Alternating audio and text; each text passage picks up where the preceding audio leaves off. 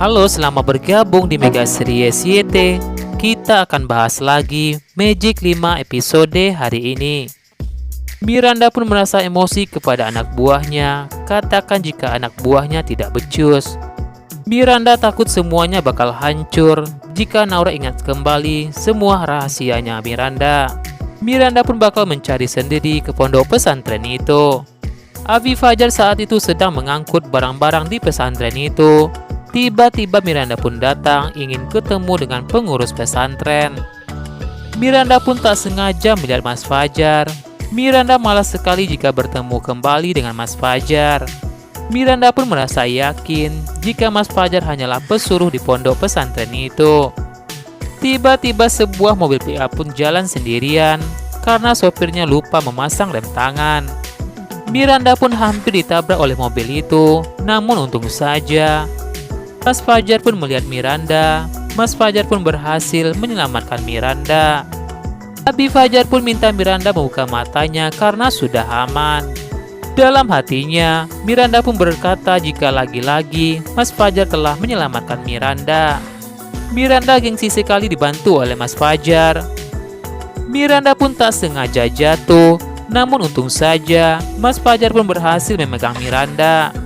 Miranda pun tak mau jika disentuh-sentuh oleh Mas Fajar karena tangan Mas Fajar kotor. Miranda pun menuduh Mas Fajar sebagai tukang-tukang bersih di pondok pesantren itu. Sopir mobil itu pun datang dan tidak terima jika Abi Fajar dikatakan sebagai tukang bersih-bersih. Sopir itu pun lantas jelaskan kepada Miranda, namun sepertinya Miranda tidak percaya kepada sopir itu. Miranda pun ingin bertemu dengan pengurus pondok pesantren itu. Abi Fajar pun lantas memberikan kerudung kepada Miranda karena di pesantren semua wajib pakai kerudung. Sopir itu tanyakan kepada Abi, siapakah wanita itu yang berani sekali meremehkan Abi. Abi Fajar pun katakan tak apa-apa, Allah lebih tahu segalanya tentang kita. Sopir itu memuji kesabaran Abi. Adara dan Rasya pun bertemu dengan saudara-saudaranya. Adara katakan jika Rasya dan Adara sepakat untuk menyelidiki Abi Fajar. Dika pun berpikir jika tidak mungkin Abi Fajar adalah Praja.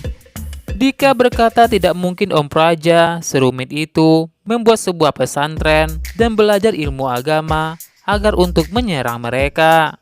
Buktinya saja Abi Fajar tidak menyerang mereka setelah bertemu dengan mereka. Irsyad pun merasa masih ada kemungkinan jika Abi Fajar adalah Praja. Karena dulu Om Praja sangat licik, mereka sering ketipu dengan Om Praja. Gibran pun merasa jika Abi Fajar tidak mungkin Om Praja, karena bisa saja kekuatan Praja pasti hilang karena bacaan ayat suci Al-Quran. Padahal dulu Om Praja lemah karena mendengarkan ayat suci Al-Quran. Irsyad pun merasa jika Om Praja sudah meniatkan semua ini agar mati-matian belajar Al-Quran agar bisa menjebak mereka. Adara pun merasa bingung sekali membayangkan maksud Irsyad. Tiba-tiba Ustadz pun datang mengingatkan mereka agar segera masuk ke kelas. Ustadz ingatkan Adara, meski satu saudara dengan mereka, Adara harus menjaga jarak. Ustadz pun lantas mengatakan kepada mereka, jika akan menghukum mereka, mereka harus menghafal 30 halaman jika terlambat. Rasya pun tak sengaja mendengar Zidan menelpon babenya. Zidan menghubungi babenya agar babenya mengirimkan 3 karung jengkol buat Aisyah. Rasya pun kaget mendengar itu. Rasya tidak bisa membiarkan itu terjadi. Rasya pun lantas menemui Zidan. Rasya ingin tahu kenapa Zidan melakukan itu. Sementara itu, Naura tidak suka dengan jengkol. Mendengar itu, Zidan katakan jika Aisyah berbeda dengan Naura.